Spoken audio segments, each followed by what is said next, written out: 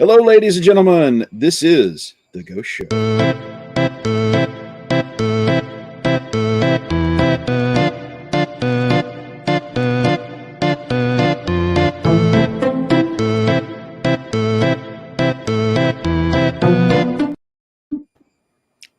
$14 million in CGI right there. 14 million. Looks like and it. you can do it for $1.50 for AI.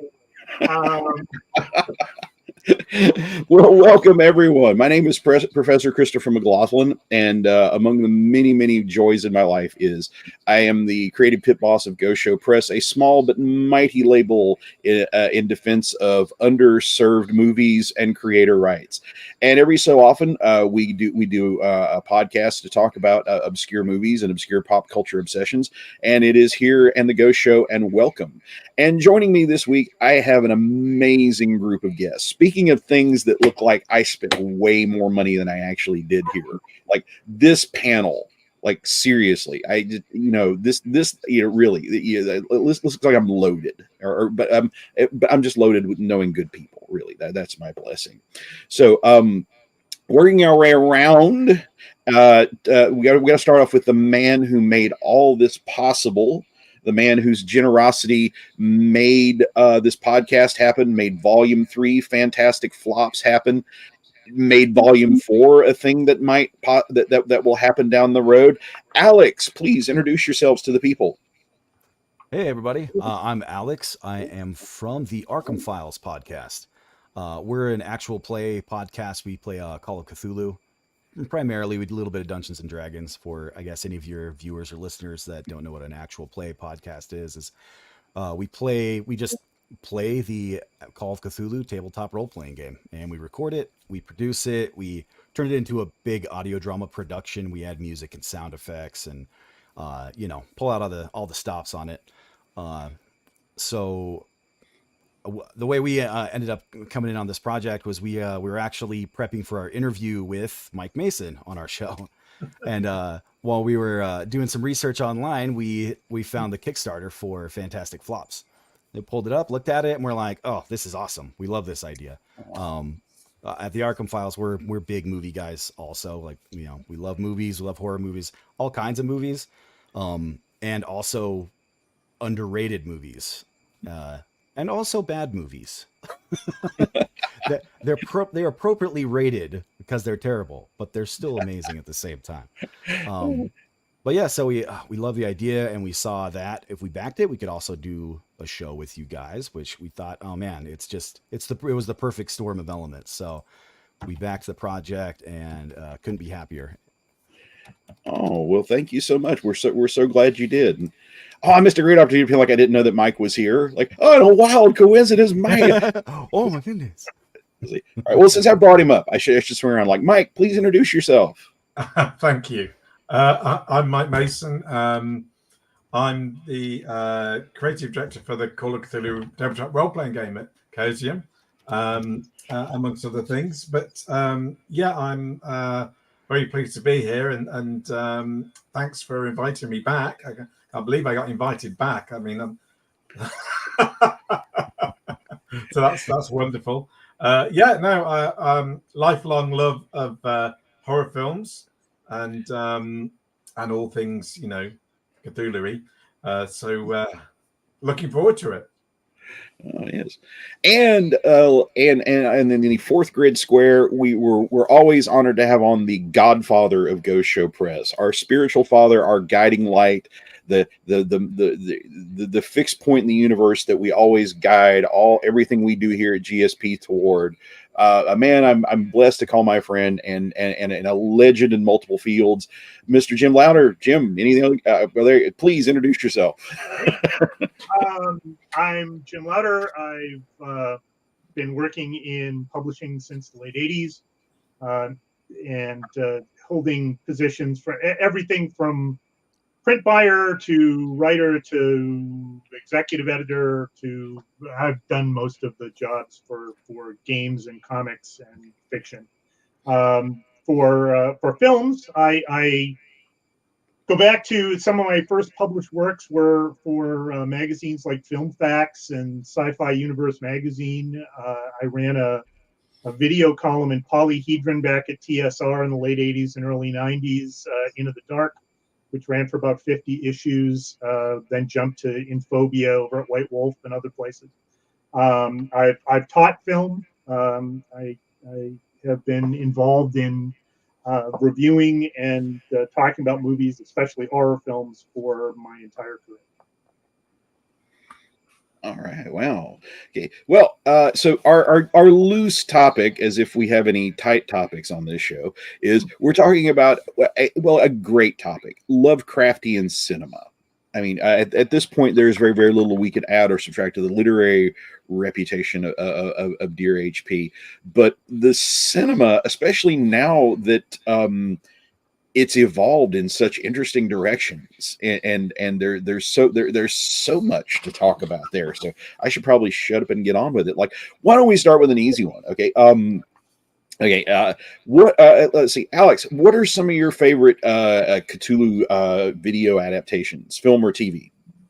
Ooh, you mean like straight adaptations, or just, in the Lovecraft? We can talk Lovecraft influences if you like. Yeah. I mean, honestly, like straight adaptations that are like really trying hard to stick close to the source material. Mm-hmm. I honestly probably like Die Farbe, the German Color Out of Space. I really liked that one a lot. I liked it better than the newer one with Nicolas Cage, which was a lot more flashy.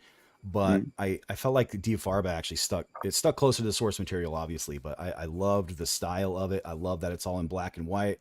And it really made it so that when something indescribable like the Color Out of Space, which is supposed to be, you can't describe it because it's not a color any of us know, just the juxtaposition of the black and white with then bringing the, ethereal pink and purple color, which is the only thing in color in the whole movie. It really set off just the feeling and approach I think Lovecraft was going for with that. But so straight out to adaptation, I probably like Die Farbe. It's probably my favorite.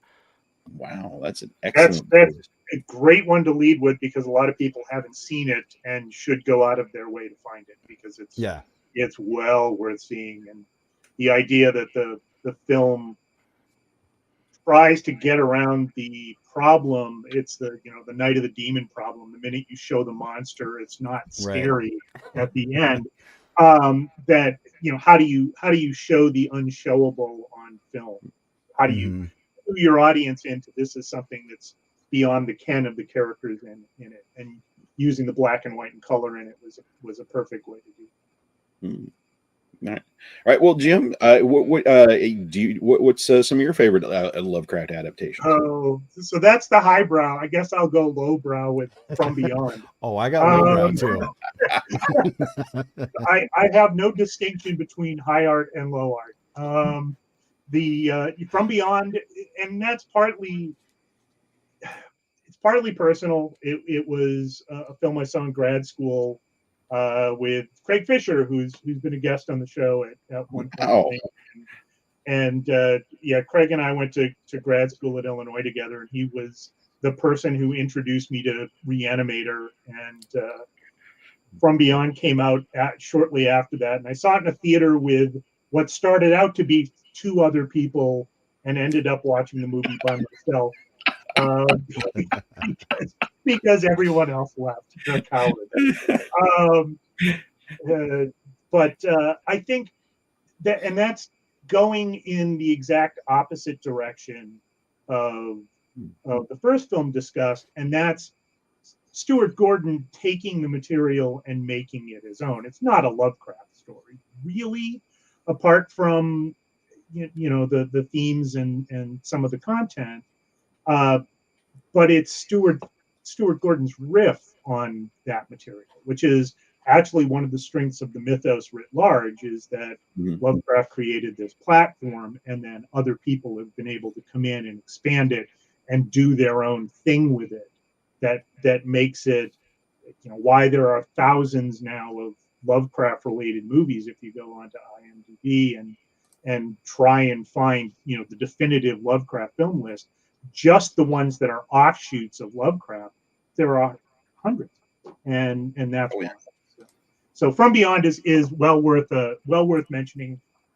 Early in part because, you know, and the one piece at the end that sold the movie for me was after all of the just completely bonkers stuff that happens in the film, Stuart Gordon has Barbara Crampton's broken leg be the thing that the audience goes, oh, right at the end of that movie, after she jumps out of the window. He builds it up to, that's the thing. See, completely mundane. I'm just completely playing with you here. Here you go. A broken leg is going to make you win. So that's the counterpoint. Isn't it amazing how they can how a film can spend the bulk of its budget on these crazy people getting their heads twisted off, and it's an injury that could theoretically happen to any one of us at any time. That, you know, like the people that see Exorcist and mostly remember the Spinal Tap scene. Mm-hmm. There's but that's, I mean, that's clever terror there. That's clever filmmaking because it's localizing the horror to the viewer, right? I mean, that's the part of what Gordon is doing here is, hey, I've shown you all of these really incredible things on screen, and all of this is beyond your reference, you know, weird fish swimming in the air and, you know, pineal glands bursting out of people's foreheads. But I'm going to then bring this all back with this localization at the end to ground it all in the horror that this is actually still characters that are like you, which is brilliant.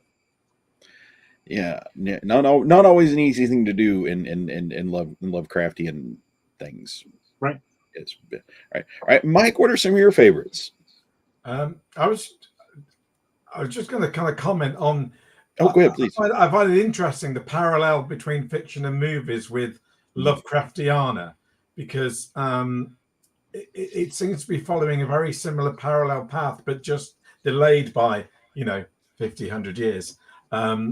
That when fictions like that, a lot of people they were kind of pastiches and very much of the mythos and building and taking Lovecraft's toys and just rewrapping them, but playing with those. And now, over the last, I'd say 30 or so years, and it happened before, but much more so now, a much more diversification in the fiction world of Lovecraft in terms of Lovecraftiana. The people are actually using Yog-Sothoth, but they are using the mythos in a loose sense and really building new directions with it, new things, not just playing with the same toys. And I think we're kind of seeing that with films now as well, because we've got the initial stuff with a lot of adaptations or, more or less, Lovecraft stories, even if they were actually credited to Edgar Allan Poe or something like that. But they're stories. But now we're getting filmmakers who are kind of taking the mythos vibe, like fiction authors, and running with it in their own kind of style and direction, which is great, because that's how it kind of all works and makes wonderful things. So obviously I'm going to choose something nothing like that, and I'm just going to double down on Stuart Gordon, and I'm going to say Dagon. 2001, which I saw. I think I saw the UK premiere. It was a film festival in Leeds, and Gordon was there and introduced the film and so forth. And so I saw it on the big screen. And I know it's quite a diverse film, because there seems to be a lot of hate for Dagon, or a lot of apathy, and a few of us kind of really love it. And I really love it. I mean, it's you call it Dagon, but it's really the Shadow over Innsmouth, but just relocated to Spain because that's who were funding the movie. And it's a low budget film, but I think it tries to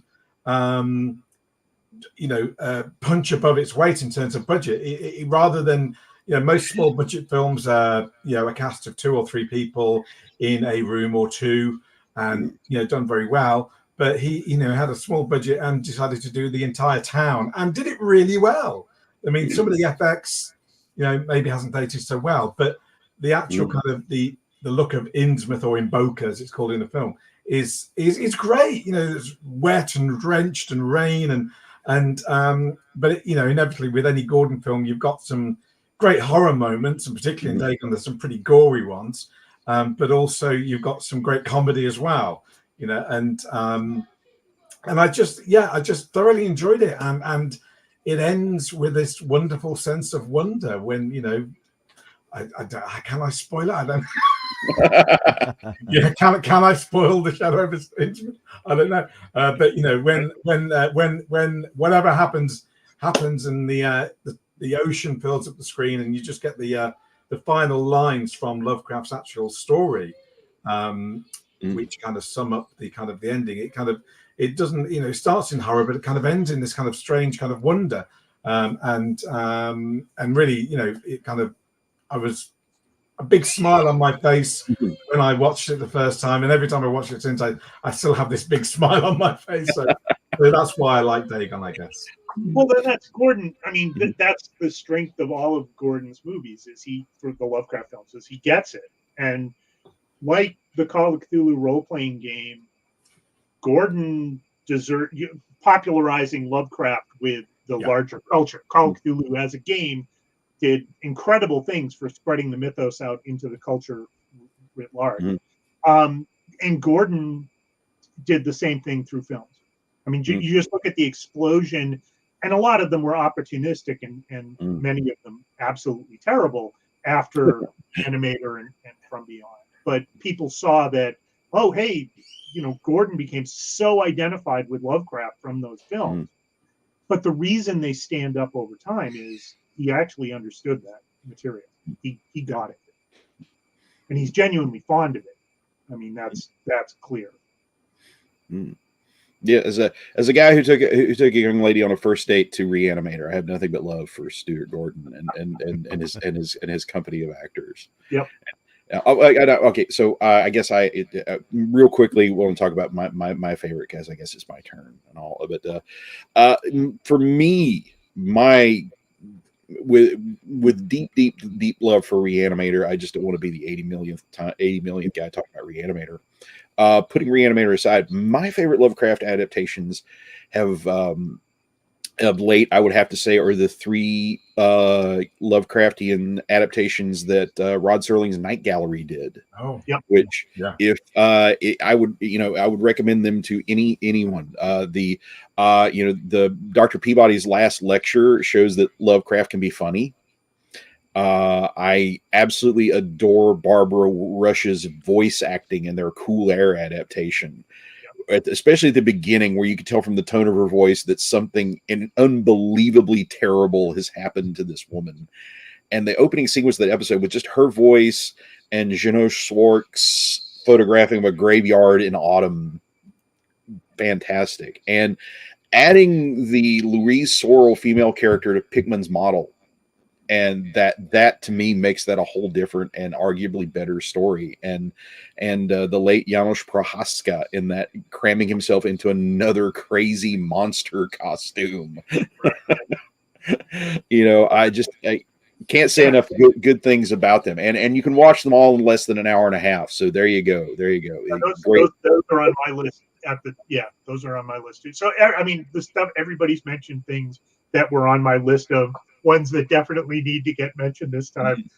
It's kind of interesting if you look at the arc for Lovecraft.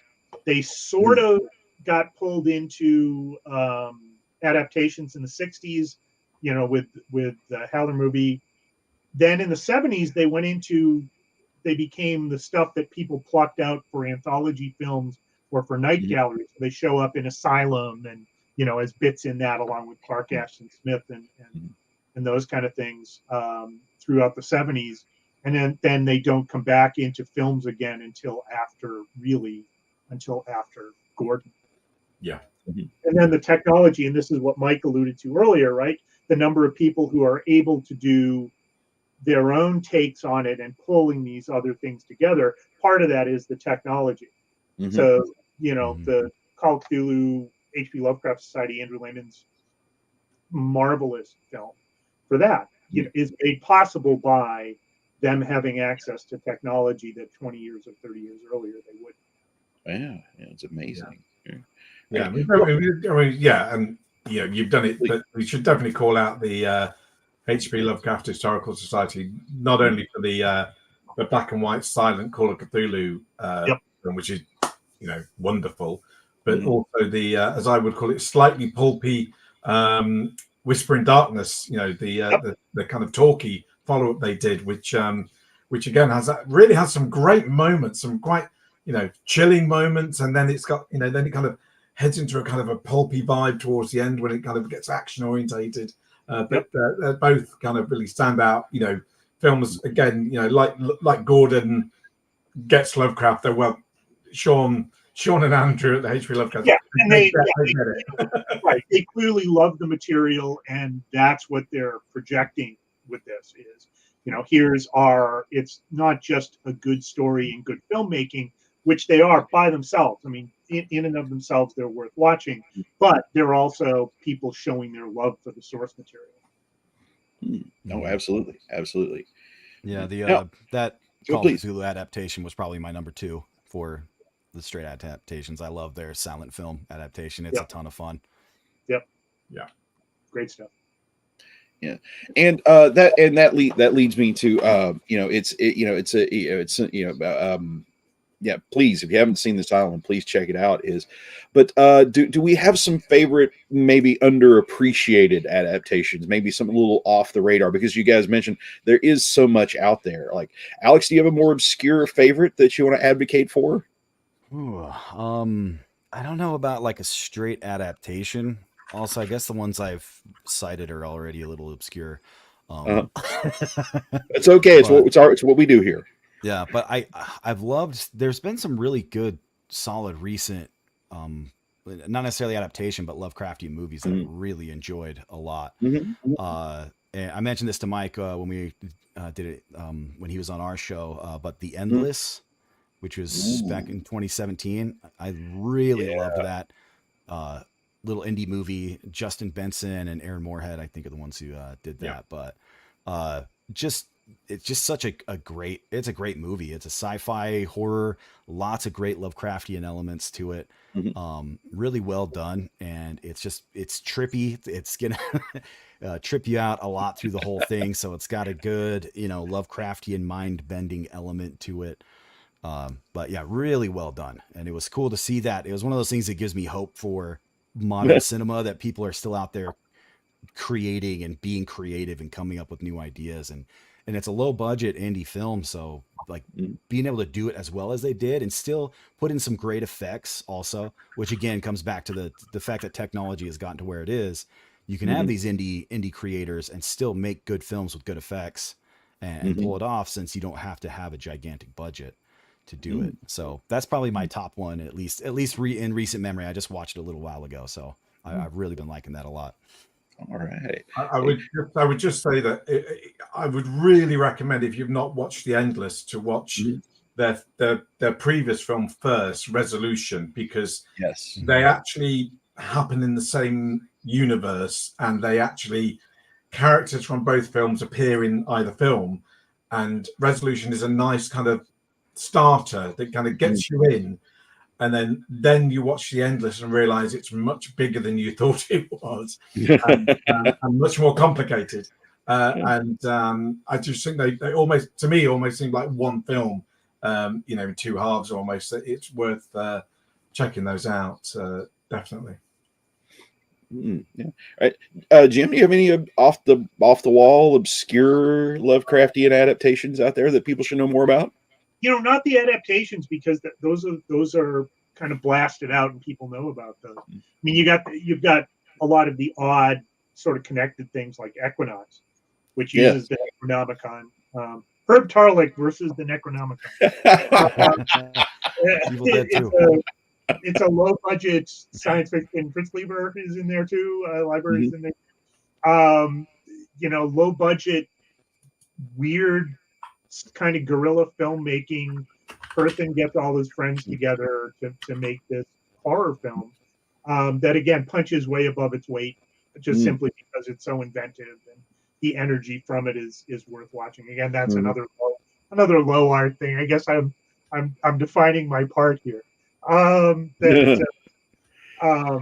The other one I'll mention is an adaptation. Again, it's sort of related, of a Jean Ray novel, Malpertuis, from 71. There are two different cuts of that. You can watch both, but Ray has some fantastic, what would be expanded upon sort of cosmic horror mythos type short fiction. I would kill to see a great adaptation of The Main Salter or The Shadowy Street. Those would be, The Main Salter especially. Oh my God. I actually gave my wife nightmares describing the plot of that story. I was reading it and it was just saying what a great story it was. And my wife asked me what it was about, and I described part of the plot to her, and she had nightmares, and I can no longer talk about Jean Ray in our house. And so that one I'd love to see an adaptation of. But the Malpertuis adaptation is very obscure, but worth tracking that. That's amazing. My wife usually has nightmares about me getting control of the remote, so I don't even get that far. For my own obscure Lovecraft thing is a film that doesn't get a lot of love, and I understand why. This may be a thing that I love far more than anybody else, but I have always thought that 1987's The Curse it's a better film than most people give it credit for being. And for those of you that may not be familiar with it or didn't live in a small southern town with an active VHS store back in 1987, basically the color it takes the color out of space and transplants it to the American South, which it's to me it's I had to check it out just for that reason, because there is an element of Lovecraft that is so rooted in that space and that time. And finding some universality in something that's so rooted in New England in that era was amazing. I think Claude Akins and Will Wheaton are fun actors to watch. It has one of the most genuinely I'll just say the knitting scene, and I will say no more. It has at least one genuinely disturbing scene in it that works even if you don't care for the rest of the film. And it's I would certainly not hold it up even to the level of the Dean Stockwell Dunwich horror. I don't even think it's quite that good, but it's better than I think people give it credit for. Sure. Well, the regionalism from Lovecraft, I mean, it is very much a New England thing, having grown up in New England, not far from where those stories supposed to take place. It is a New England thing, but the regionalism theme and the isolation theme transfers to everywhere. It's part of the reason why, Campbell can do the translation to England, and why so much of the mythos has expanded out to people writing their own localizations or doing their own films with the localization. That fear of the other is grounded upon that idea of isolation and regionalism. Mm-hmm. So that translates really well. And moving it to the South for The Curse was a great idea. Isolation and fear of the other mean very different things down here, and I thought that was just such ripe territory for a film to explore, and maybe that's a mantle some other creator will pick up someday. I think it's fertile ground. Yeah, no, definitely. I was going to say I've got a kind of a deep cut left field one that is that you guys no doubt know and seen, but it's one of them that gets passed over quite a lot, but particularly nowadays. See, people's interest it got made, but there is the wonder that is Cast a Deadly Spell, the 1991. I don't know what genre it is. It is noir fantasy, urban fantasy noir overlaid over the Lovecraft stuff. It's funny you mentioned it, Mike. I watched it last night. Oh wow! I actually reviewed that. I think I reviewed that back for my Into the Dark column when it first came out, and it's actually streaming right now on HBO Max. Oh really? Oh wow! I mean, it's got the wonderful Fred Ward as the lead actor. You don't get many films where Julianne Moore and Clancy Brown. The cast is amazing. And and the fact that his character's Harry Phillips Lovecraft, it just makes me smile. But, yeah, I mean, and what, you know, you got that film in itself, which is worth a watch. But I still can never quite believe that Dennis Hopper played Howard Phillips Lovecraft in the sequel Witch Hunt. I still can't. Directed, even though I've seen it, I still can't. It didn't happen. Surely. Directed by Paul Schrader, the guy who wrote Taxi Driver and directed Mishima. Yeah. Which is again another, you know, my head's exploding here. How does that exist? The Cast a Deadly Spell is one of those movies that is so close to brilliant that it's hard to watch sometimes, because where it veers off, it's painful. Yeah. But there is so much brilliance in that film, just from the world that they create with it. And they went all in on the underpinning of, okay, everybody's going to use magic in this except for Lovecraft, and that is the noir. That's going to stand in for the noir storytelling here, as the corruption of the world is magic, and how that's interwoven into society. That's the future they keep saying in the film, and it's brilliant.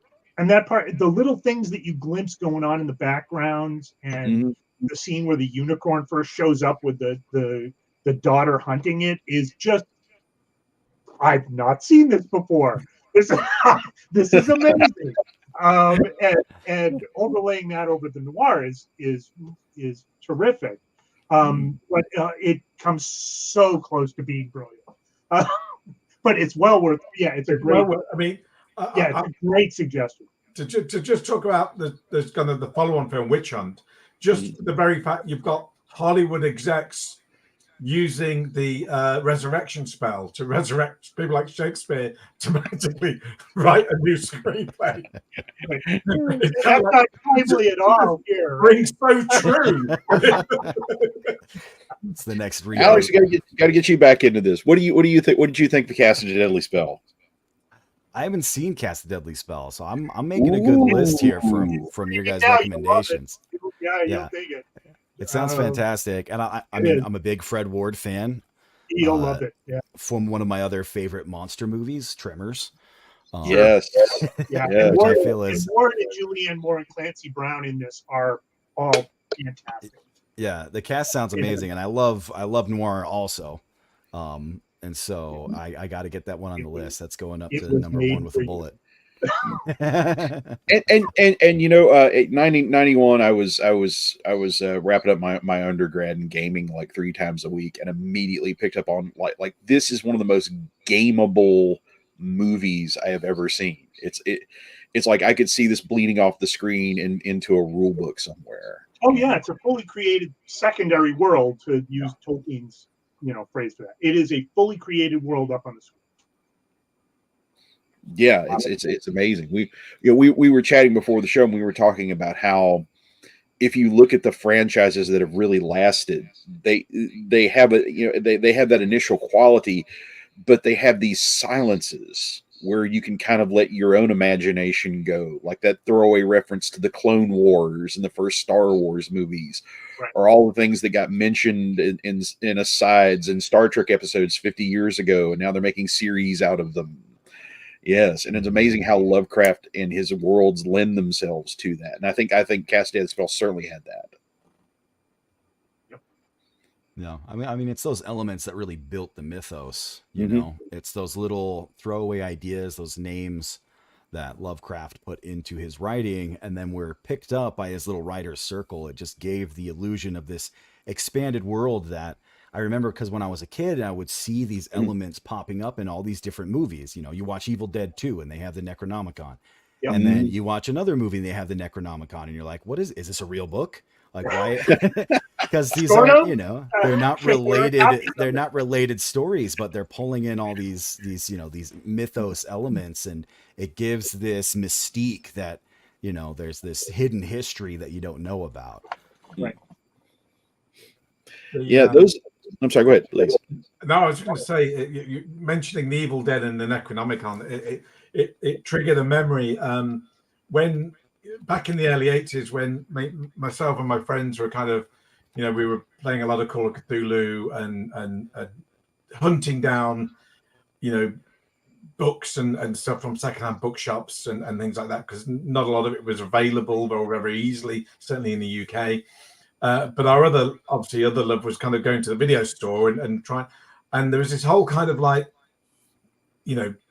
subculture that you of kind of Cthulhu fans who were basically trying to find not only the fiction but films, and obviously they were even harder to find. And so you had this kind of like grapevine of rumors going like, hey, such and such a film is kind of like Lovecrafty. You should go and watch it. And so we ended up watching loads of horror films, got nothing to do with this, and really, really low budget, awful films, but fun. But the one I remember that we searched high and low to find, because we've been told that this is the real deal, was a film called The Deadly Spawn. Ooh. I don't know if anyone's ever seen it, but it's 1983, and it was a kind of in the UK straight to video, really low budget kind of and the only reason at the end of the day that it kind of got on our radar is because the monsters in it, and all they are, these big mouths and teeth, tentacles with big mouths with teeth, and they just eat people. And that's kind of it, really. And that's I've told you the plot of the film now, but those kind of, An Evil Dead was kind of the top of the heap of this pile of films around the early 80s. That kind of, there's a mention of something from a Lovecraft story in this film. And that's the reassessment that's gone on with now, as you start looking backward over other films, and especially films that are import. Matango, the Japanese film Matango, which is in and of itself brilliant. Gilligan's Island with giant walking mushrooms.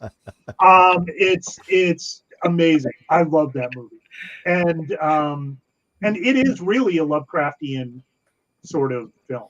I mean, that idea of stumbling onto the unknown and this thing that you don't understand that is eventually going to do something horrible to you. You go backward and you look at other films, you could see where Lovecraft was starting, and that idea of cosmic horror was starting to spread out from the initial mythos stuff written by Lovecraft and The Circle, and then out of the weird tale writers, going out into the culture. And then it starts filtering out in weird ways. And now it's coming back, as Mike mentioned earlier, through, you look at the Uzumaki, the adaptation of Junji Ito manga, which is far superior to the film. The film is okay. The manga is brilliant. The clear cosmic horror influence on all of that, the Lovecraftian influence on all of that is all really clear. Now, it's the link that I have up in the comments now. It will be familiar to any of us gentlemen of a certain vintage on the question of is the Necronomicon a real book? This is an ad that we saw, from the same people that tried to say like Franklin Mint plates, Elvis collector plates and stuff like that. They were selling a copy of the Necronomicon, like a coffee table size version of it, and with graphics usually designed to sell like Werther's Originals candy. So it's one of the weird, Well, you have to have the 70s paperback, Mike. I mean, yes. The Simon Necronomicon. And, I've got mine right over. Yeah. I still remember the day, going into the library with a friend, and a friend was going, "I'm going to see if I can order the Necronomicon through the interlibrary service." Right. we both know it's a fictional book, but we just thought it'll be interesting to see what the librarian says. So yeah. When I went to grad school, I did that, but I got Criswell books. There you go. It kind of had the same effect on the library. Like, really, you've got the third biggest library in the world at your fingertips, and you're ordering Criswell books through interlibrary. Okay. Oh my. Well, so we've been talking about influences here. What are some of your guys' favorite Lovecraft that isn't technically Lovecraft? What is your Alex? What is your favorite thing that has a Lovecraft influence but is not strictly Howard Phillips himself? Ooh, favorite. I mean, if we're sticking on the movie theme, Mm-hmm. and also, very influential and informative movie for me would be Mm-hmm. The Thing. Which is lots of Yep. Lovecraftian elements to it, and just a fantastic film. One of my, one of the best horror sci-fi films of all time. But yeah, just Both versions too. The 50s and the new one. You can watch mhm, those back to back, and they're completely different films, but they're yeah, both brilliant cosmic horror movies. Oh yeah. mhm, yeah, and so much about it I just absolutely love. I love the Lovecraftian elements. I love this. The setup for the film is one of my favorites of all time. Just the isolation, the paranoia, Mm. the elements work so well together. The suspense. I love the cast in the '80s. The John Carpenter is a thing, um, and yeah, that's one of my favorites of all time, and one of those things that influenced the way that I tell stories in this genre. A lot of it is influenced by that and everything that they did so well in that movie. The thing about the Carpenter version that always drove me crazy were the people that watched it. This film that like repeatedly establishes like every cell of this thing is alive and capable of harming you, and he blows it up with a piece of dynamite, and the people that didn't think about, like, wait, didn't he just like make 1,000,000 of these things? It's like the Lovecraft element that nobody else, at least when it first came out 40 years ago in my small son, nobody else wanted to acknowledge was there. I felt like that's where I was starting to lose sand. I'm the only one who realizes that he lost at the end here. So yeah, very much so, very much so. All right, Jim, do you have a favorite technically not Lovecraft? Quatermass in the Pit Ooh, is the film version, the Andrew Keir film version, is one of my favorite movies, period. But it's the end of that movie is staggering. And the idea of that, and this is something that Lovecraft set up, that brilliant merging of what was nascent science fiction for mm-hmm. Lovecraft. And the idea that, by the way, this is going to lead you to places you don't want to go. And things that the framework for this is not going to help you understand. And that's the underpinning for all of the Quatermass stories. I mean, that's the repeated theme of all of that. It's Neil merging science fiction and horror, in the same way that Nightmare Alley merges mystery and horror, or Yes. Cornell Woolrich, Night Has 1,000 Eyes merges the mystery, procedural, and horror. Those are brilliant.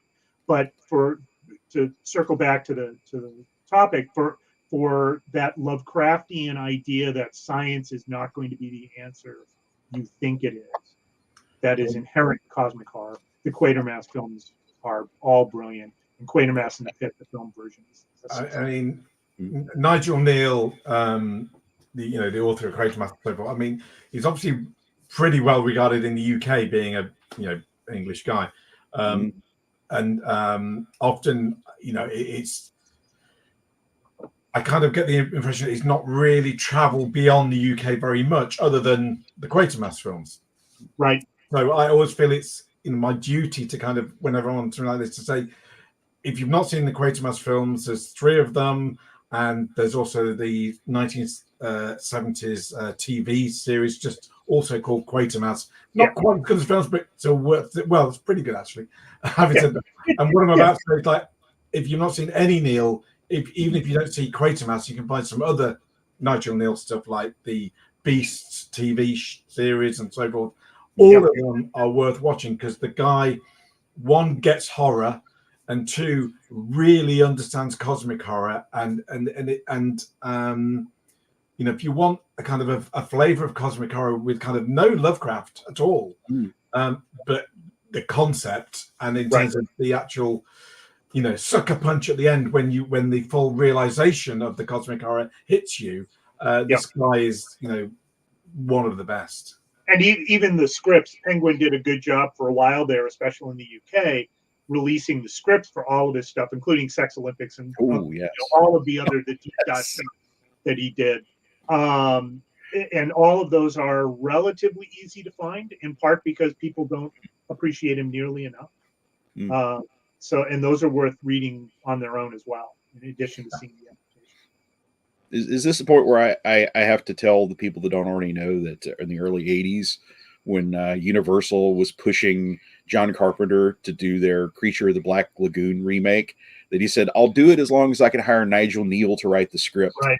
And we were that close to getting a John Carpenter directed, I'm sure with Rob Bottin's special effects, because that would have been of that era. Well, and I mean, that's another one too. Creature, if you look backward at Creature from in the 50s, that is science leading you somewhere that you're not going to like the answer that it gives you, and you're not going to really be able to explain. Did you ever hear the origin of how that movie got made? It's if those who haven't heard the story, it's almost like the start of a COC role playing game. But the producer Jack Arnold was a guest at Orson Welles' house, and Welles had brought up a friend from South America who basically told them the legend and swore it was all true. You know, that this was a legit thing happening down in South America. And I'm thinking, and the gamer in me is like, what? Well, obviously, the next thing you do would you'd round up the other player characters and you'd head down there and check it out. What could go wrong? Right. If they're player characters, then everything. Yep. All right. I just thought of another one, though, influential or thing that I love, Lovecraftian, non-Lovecraft, that just popped in my head. It's not a movie, but a book. John Dies at the End. If you guys are familiar with that, they did do a film adaptation a while ago, which it's pretty okay. It's all right. I enjoyed the film. It's enjoyable. It's entertaining. I absolutely love the book. It's hilarious. It's insane. It's got actually some good creepy elements to it. It has some great Lovecraftian elements to it also, with, you know, alternate universes, great unknowable elder god type entities that are coming into play, but told through the perspective of a couple stoner college frat guys, pretty much. And it's hilarious. It's great. I love it. He's got a whole series of it. David Wong is the writer. That's his pen. Have you read the I think it's the second one? Is it this book is full of spiders? Yep. And it literally is. I mean, talk about, I'll just put it on the cover, and you are absolutely right. Yes. I'm grabbing a Prof. I'll be right back. What was yours, Mike? I was going to say, there's so many kind of, I really like Coherence, which is the one that's around a dinner party, and it kind of, I'm not sure how to explain it, but a meteor goes over the head, and then weirdness ensues. Is probably the best way to put it without kind of giving anything away. But it's it's small budget. It's very self-contained, small cast, but it does that wonderful thing of not only creates mystery, but kind of these kind of spine-tingling moments when the kind of, you know, the realization that hits the characters hits you at the same time, when they see something they can't see, but they see it, and you go, "What? Hang on a minute," because you thought the film was going in one direction, now it's suddenly gone this direction, and because it's done that, it's now much more interesting, and the possibilities open up, and again, it's a kind of a light dusting of cosmic horror rather than a full on, but just enough dusting to kind of make you go, yeah, that I could see that happening at a gaming table tomorrow. That would be great, and so forth. So I really enjoyed that. I was going to say that I'm cheating and bringing two films in one. while I'm here, because I just don't think it gets discussed enough. So underwater. So I went into it not knowing anything other than I'd had a few recommendations and I'd seen a lot of bad press and a lot of bad reviews, and I hadn't really got into them in detail because I didn't want to spoil it. So I just watched it and I kind of, this is a undersea disaster movie. It's kind of cool. It looks a bit like Alien in terms of the grimy kind of stuff, and suddenly there's fish people attacking them, and they go, oh, hang on a minute, hang on, where is this going? And I thought that would be kind of it. There was kind of fishmen attack them, and they kind of survive at the end or whatever. And then they get to the end, and again, I'm trying not to spoil it, but there's something even bigger appears. You go, oh, they just did do it then. Okay, they've done what you thought they wouldn't do. They have done it, and I kind of thoroughly enjoyed it. I've watched it a few times now. It's kind of I don't know if it's a guilty pleasure or I know it's not a great film. But, You're right. Well, but I'm genuinely interested in what you guys think of it. I haven't seen it, and I'm going to have to now, because I mean that idea, and this is Mike and I've actually talked about this before, just in terms of gaming and storytelling. I mean, part of the deal is actively subverting expectations, right? I mean, that's recognizing your audience and knowing that they know certain things and they expect certain things, and if you bring them into the storytelling, then you can actually make a very effective film by countering those, by setting it up. And well, we all know where this is going to go, and not doing that. And in and of itself, that makes everybody who's watched those movies before sit up, going, oh, okay, that was not where I was expecting this to go. You now have my attention. And if you do it, you can do it in a facile way. That's the watch speech in Pulp Fiction, right?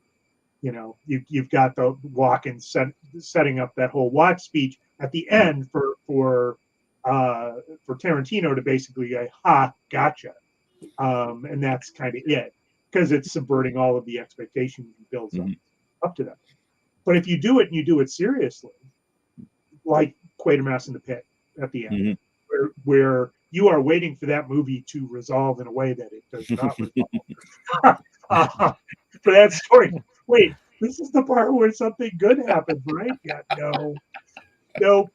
And that is why it is just fascinating to watch, because as you watch it, and this is why I'm just fascinated, I'm really interested in seeing Underwater now. Because you're watching as a proud publisher, I'd be remiss if I didn't mention that our very own John Polajak has a great piece on underwater in Fantastic Flops. So, terrific. Yeah. So, those of you who backed us and are curious about the film, John has a great breakdown on the film and why you should check it out if we haven't already convinced you. That's because you're watching two movies. If you're an experienced audience, you're watching two movies as you watch it. You're watching the movie that is predictable and this would go the way you expect it to go, and then you're being convinced by the filmmakers that no, we got a more interesting story to tell.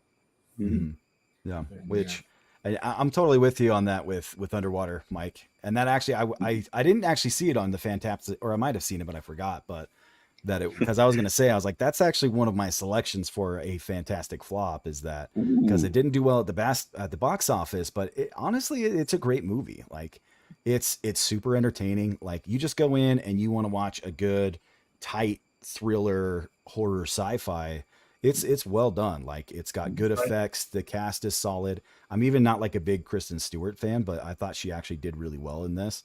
Yeah. And it's a really fun movie. Just what impressed me is, I sometimes despair with I guess this may have come from watching too many Disney origin films, which I because I know the origin. We all know that. We know how he became Spider-Man. We don't need to see it in 3 different films. We just get on with a story. So what I really liked about Underwater is there is no setup. It's straight in. Yeah, they don't waste any time. first scene, it's a disaster. Get on with it. And I just really love that they just, just went for it in that way. Yeah. yeah, it kicks off. It doesn't waste any time, and they still do a good job with keeping the tension tight and then giving you a little bit of relief. But it's a really tight thriller, and I think it's a great movie. I think it's a really underrated movie. And I think it definitely is a fantastic flop because I thought it definitely deserved more appreciation than it got. And maybe it's because I am a Lovecraft fan. You can go in and watch it without being a Lovecraft fan and still be super entertained. Yeah. But if you are a Lovecraft fan and you pick up the little Easter eggs, or at least the one big Easter egg that's in there that I won't give away. It's quite obvious too. Well, yeah. There's even a little secret one actually. I know the one you mean. Yeah, that you can spot if you're a Lovecraft fan, you'll see it. The big one you'll definitely see. But it's I enjoyed it quite a bit, and I actually had kind of a question for you guys leading in from that. Please.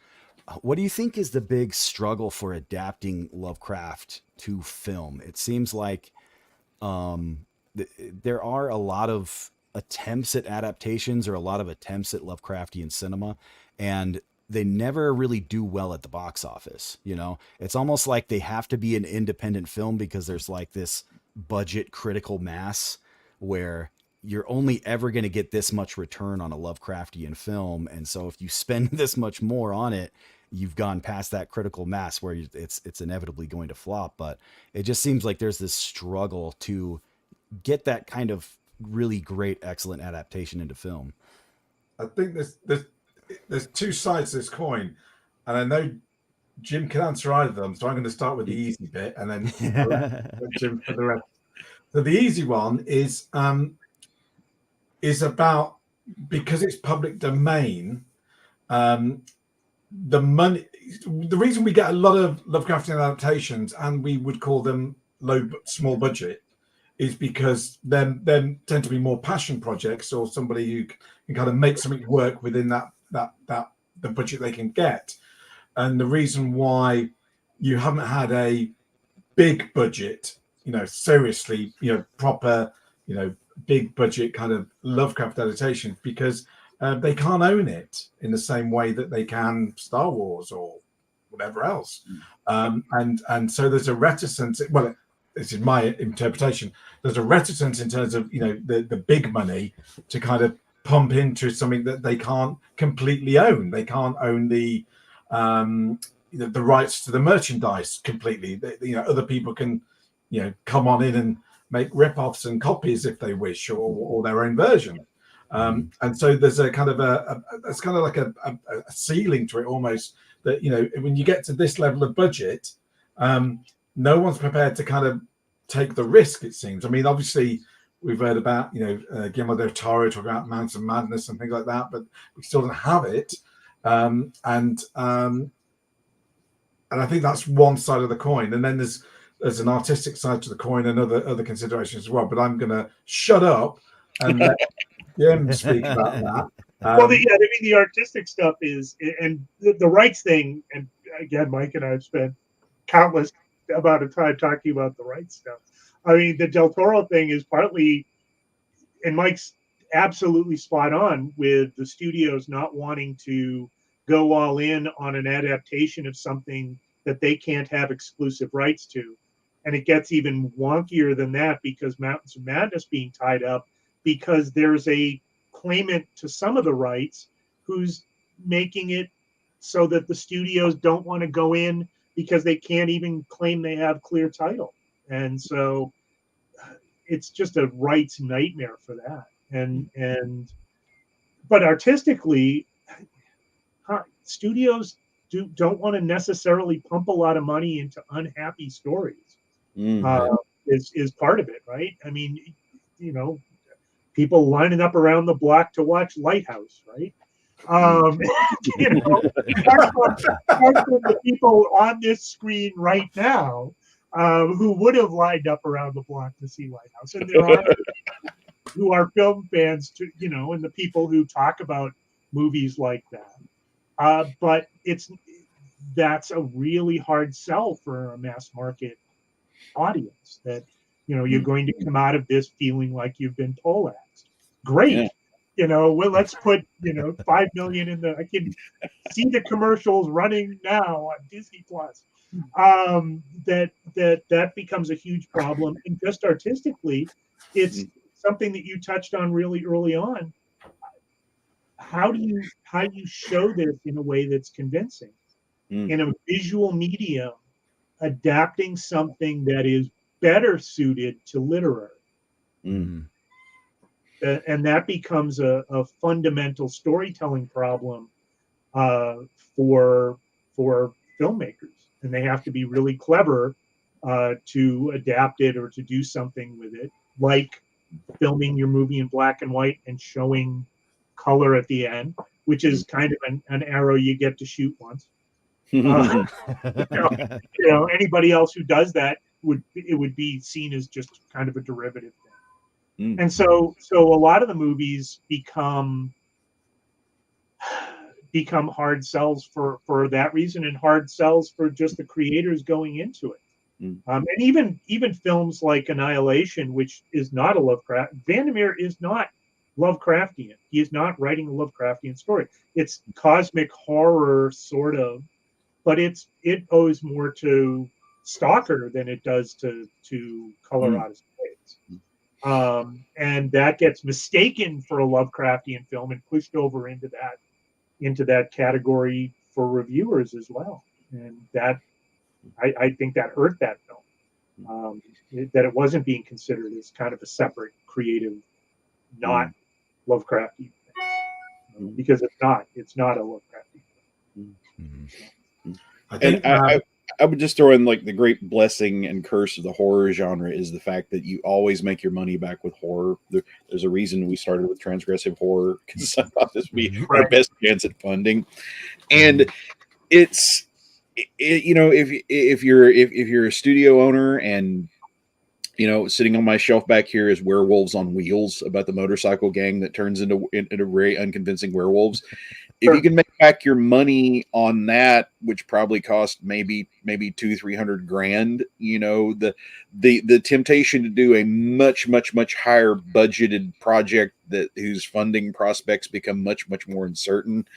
Hard sell these days. Well, and now, I mean, this goes back to the history of, and we touched on it a couple of times in various ways, that the drive-in movies of the 50s and 60s spawned certain types of films. The video rental explosion, Lovecraft's popularity on film had a lot to do with the success of the Stuart Gordon films in rental places. Oh, yeah. You could get those at Blockbuster and all of the mom and pop places, and any cool place that had a good video horror section. And that spawned just countless people slapping H.P. Lovecraft on it, just like it did people doing zombie films. Because that's where your return is. That all of these stores, it's a zombie film. I know the people who are going to rent this, and it'll be out for rental every weekend for as long as the tape holds up. Yes. Now that becomes a bigger problem, because what's your distribution? How do you get through that signal to noise ratio on all of the countless films that get released? And what's your platform? Because if Netflix or HBO Max or Disney Plus or the very narrow number of high profile platforms won't pick you up, that investment isn't going to pay off, because you're never going to find your audience. I mean, that's the just going get to Gordon in one more time, but just going back to Gordon. I mean, the genius of the films is he's adapting Lovecraft, but he is doing the most un-Lovecraftian thing. He's injecting comedy into it. Yep, because he's not only selling a horror film, he's selling a comedy. He's doubled his market. Yep. Yep. Well, I mean, he's kind of doing the Roger Corman thing from the 60s too, right? I mean, I'm gonna walk that tightrope where I know who my audience is. I know who's going to watch this. And, from the stage plays that the Grand Guignol and the stage plays that he did in Chicago, and he knew who his audience. And the very recent path, set with Evil Dead 2. Evil Dead 1 is a horror film. Evil Dead 2 is a comedy horror. You know, Yep. Sam Raimi is never far from some sort of comedy. So that there's quite a in working in the same kind of time frames. They're good bedfellows in that way. So it all kind of compounds together. All righty. Well, gentlemen, we've crept past the hour mark. So as much fun as this has been, I think we probably should best wind things down here. But we give everybody a chance to talk about things they're working on. And Mike, let me go ahead and get you started here. You want to tell us a little bit about your new podcast with our good friend Paul Fricker? Oh, sure. Yeah. Myself and Paul, who good friends and worked together a long time. We just thought we would do something it's kind of half non-gaming, because everything we do together is kind of tabletop gaming. So we decided to do some micro fiction, so short kind of weird horror stories that kind of run for between 5 and 10 minutes an episode. So every other week, it's mine or Paul's story. We read each other's stories out, and that's the podcast. So it's literally a up to 10-minute, no more, little kind of slice of horror. And then on the off weeks, it's just a chat. And we do a kind of a half an hour to 45-minute chat between us on anything and everything horror films, like tonight, horror films, books, what we've been watching, whatever's taken our fancy in gaming or whatever. And you can get that in all the usual places, all the usual podcast feeds, or you can listen to it or watch it on YouTube. But just look at us up at eldritchstories.com, and you can find all that out. That's what I'm doing there. And when the rest of my time, I'm writing and editing Call of Cthulhu role-playing supplements and games. And we've just announced the Arkham supplement, which is the kind of core Lovecraftian campaign setting for Call of Cthulhu. With a kind of a new, updated, highly updated and expanded supplement all about the hometown of Arkham, home of the Miskatonic University, and that will be coming out in early 2024. I've said enough. All right, Jim, what are you working on these days? You want to talk about? I'm actually I recently re-entered the freelancer wastes. So I am back lining up work for different things. I've got a bunch of contracts going that I can't announce yet, but I'm working on some short fiction and some stuff with the Corpse, the Nightmare City stuff that I've been developing over the last few years.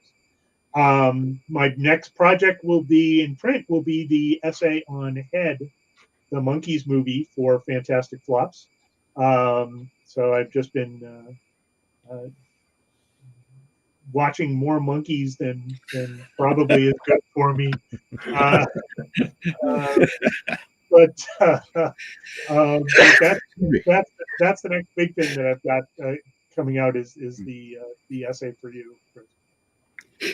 Oh, excuse me. All right. Well, if I can get in something between sneezes, and Alex, tell here's the link to what you're doing. Oh, you have anything you want to tease your fans, or you give them something to look forward to for your next project?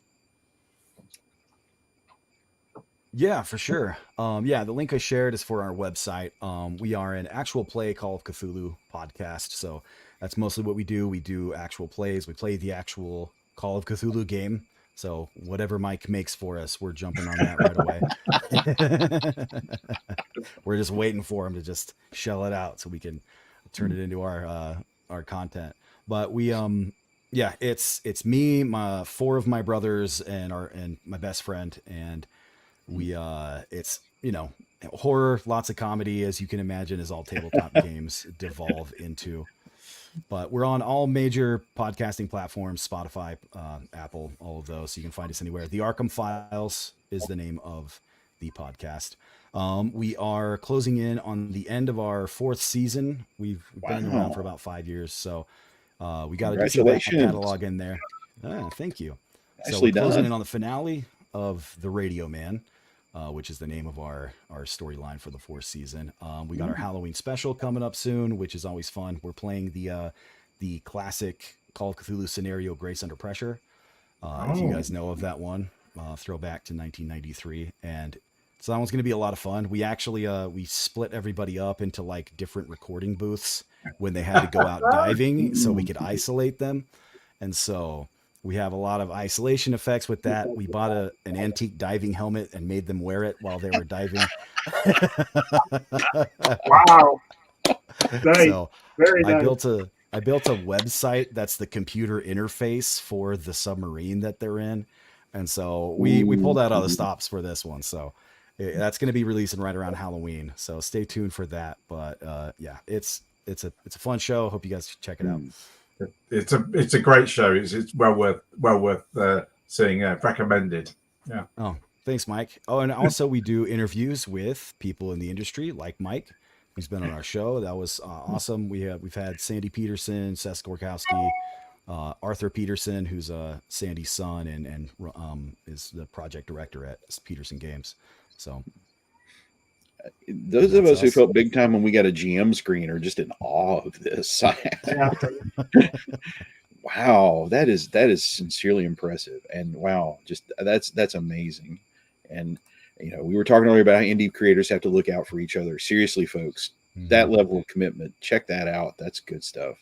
Yep. Now, for myself, just wrapping up real quickly here is okay. Real quickly, my favorite, not Cthulhu but Cthulhu influenced, is, if you haven't checked it out, Messiah of Evil, the best film that the people who made Howard the Duck ever made.